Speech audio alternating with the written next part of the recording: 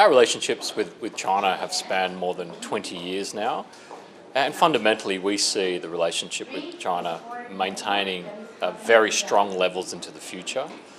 And for our business, as we see the world decarbonising, often people forget to talk about what's one of the most critical minerals in that is steel demand. So we're actually seeing demand in non-traditional sectors coming out of China, namely the amount of steel going into decarbonisation-based infrastructure. Fortescue has begun magnetite production from Iron Bridge, but has downgraded export forecasts for this year. Why? That's correct. We've downgraded this year's volumes from 7 million tonnes to 5 million tonnes. We're still very, very positive about this project. In fact, the very first shipment was above the specification that this plant is capable of doing. And we've indicated all the way along that commissioning a large plant of this size and quite unique flow sheet will have its bumps in the road, and particularly the back-end weighted production ramp-up will see us getting to our nameplate in that previously indicated 18 to 24 month time frame. Is the company facing additional headwinds in Gabon due to the military coup there? Sure, I mean, we treat the military coup in Gabon extremely seriously. First and foremost, the health and safety of our people was at the front of our mind. Happy to report that it was a non-violent coup, really centred around one or two buildings in the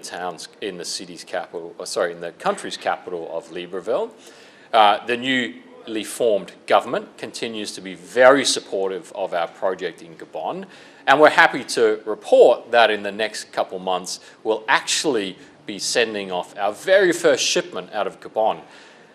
And to pull that off in only 6 months' time is another amazing feat that this organisation is well known for achieving. Have you had to amend any terms related to the project as a consequence of the country's new leaders? No, as I stated before, the project remains critical for the development of the northeastern part of Gabon, and the mining convention that we signed still remains intact. I'm travelling there soon to meet the new government of Gabon, and again I'm looking forward to a warm welcome and visiting our people on the ground as they get ore out of Gabon in a record amount of time. And so the time frame for production and export, you say, remains the same? That's correct. So we have already started our production and we're about to set sail for our very first ship. Now, just reminding the audience that we have two parts of our project in Gabon. One is the pilot phase, which we're into now, basically trying to get low volumes out of Gabon, prove the supply chain, prove logistics, build reputation in the country, which is really critical in projects in Africa. And then at the same time, learn more about this ore body to then develop the largest scale project, which we see north of 50 million tonnes at a high grade, which is a really exciting piece to add to the product strategy of Fortescue at large. As you said, we've complemented our low to mid-grade sector of around 190 million tonnes with the 20 million tonnes from Iron Bridge. And in the future, if you bring on another 50 plus million tonnes of a high-grade source, you really do create a blend that's the envy of a lot of our competitors in the market. There is a perception in some circles that there is a tension in the company between the metals and future industries divisions. Is there? Look, I think that's, couldn't be further from the truth, really. The reality is the energy side of the business, led by Mark Hutchinson, and the metals side of the business, which I lead, are now connected almost symbiotically with technological horizontals which serve both sides of the business. So really, I think that the conversation has moved on now from when it started 2 years ago when we seed funded the diversification of a pure play metals business into an energy business. And now as that technology has matured and become so critical for decarbonising of the metals portfolio, we are absolutely linked at the hip.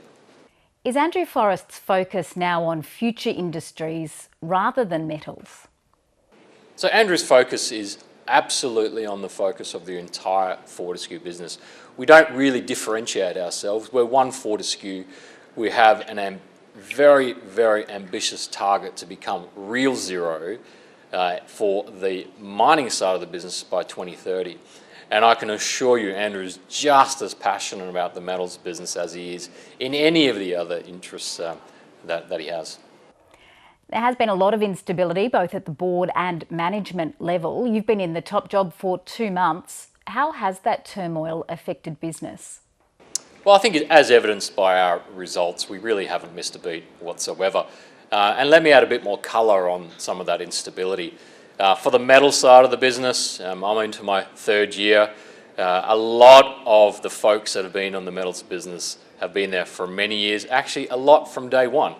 In fact, our leadership turnover throughout the ranks of the business has been very low, almost the envy of our peer group. On the energy side of the business, as our chairman stated about 18 months ago, we are diversifying our portfolio. So it's natural to see changes as we scour the world for the best talent to ensure that we're setting up that business on the energy side with the best foot forward that we can. Is that testing the company's relationship with some investors? It has been reported major shareholder Peter White sold down his stake over concerns Dr. Forrest might wreck the company.